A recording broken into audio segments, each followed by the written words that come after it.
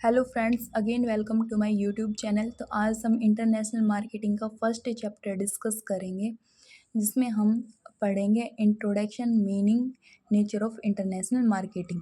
तो सबसे पहले इसमें ये बता रखा है कि जो ग्लोबल बिजनेस यूनिट्स हैं उसकी सक्सेस सिर्फ और सिर्फ गुड की क्वालिटी पर डिपेंड नहीं करती, बल्कि जो मार्केटिंग की पॉलिसीज हैं वो भी काफ़ी ज़्यादा इम्पोर्टेंट रोल प्ले करती है। ठीक है। उसके बाद इसमें क्या बता रखा है, उसके बाद इसमें ये बता रखा है कि जैसे और कौन कौन सी चीज़ें हैं जो हमें ध्यान में रखनी पड़ती है। जैसे कि भाई क्या कल्चर है कंट्री का, क्या पैकेजिंग नॉर्म्स है, क्या जियोग्राफिक कंडीशंस हैं, क्या लेवल ऑफ एजुकेशन है। मतलब हर एक कंट्री की ये सभी चीज़ें देखनी पड़ती हैं इंटरनेशनल मार्केटिंग में। ठीक है। उसके बाद इसने सेकंड पैराग्राफ में ये बता रखा है, marketing is performance of business activities which direct the flow of goods and services from the place of production to the place of consumption. मतलब मार्केटिंग बिजनेस एक्टिविटीज़ की वो परफॉर्मेंस है जो गुड्स और सर्विसेज के फ्लो, मतलब कि जिसमें गुड्स और सर्विसेज का डायरेक्ट फ्लो होता है from the place of production to the place of consumption. मतलब कंजम्पशन के प्लेस से लेकर प्रोडक्शन के प्लेस तक गुड्स और सर्विसेज का डायरेक्ट फ्लो होता है, उसे बोलते हैं मार्केटिंग। ठीक है। उसके बाद एक राइटर के अकॉर्डिंग आप डेफिनेशन कर सकते हो। मैंने तो सेकंड डेफिनेशन की थी, जो इसका इंटरनेशनल मार्केटिंग का जो मार्केटिंग का मीनिंग है एज इट इज़ डेफिनेशन है। ठीक है।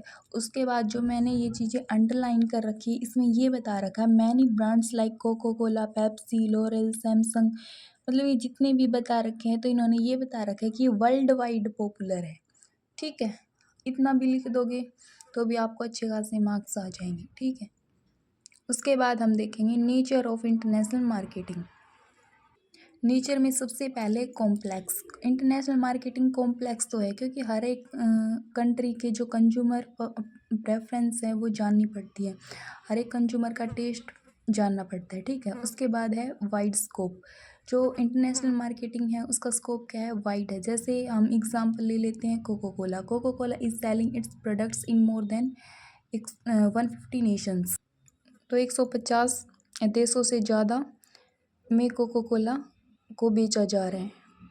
ओके। उसके बाद है third, controllable and uncontrollable variables. Controllable and uncontrollable variables. Controllable variables वो वेरिएबल्स होते हैं जिनको कंट्रोल किया जाए, जैसे मार्केटिंग मिक्स के 4 Ps, product, price, place, promotion. ठीक है। उसके बाद है अनकंट्रोलेबल वेरिएबल्स। ये वो वेरिएबल्स होते हैं जिनको कंट्रोल नहीं किया जा सकता, जैसे कि गवर्नमेंट पॉलिसी है, टेक्नोलॉजी है, पॉलिटिकल एनवायरनमेंट है। ये क्या है, अनकंट्रोलेबल वेरिएबल्स। उसके बाद है मोर रिस्की। जो इंटरनेशनल वेरिएबल्स है वो क्या है, रिस्की ज़्यादा है। Requires services of experts. इसमें एक्सपर्ट्स की सर्विसेज की रिक्वायरमेंट होती है। Experts like as export agents, shippers, packaging companies. ठीक है।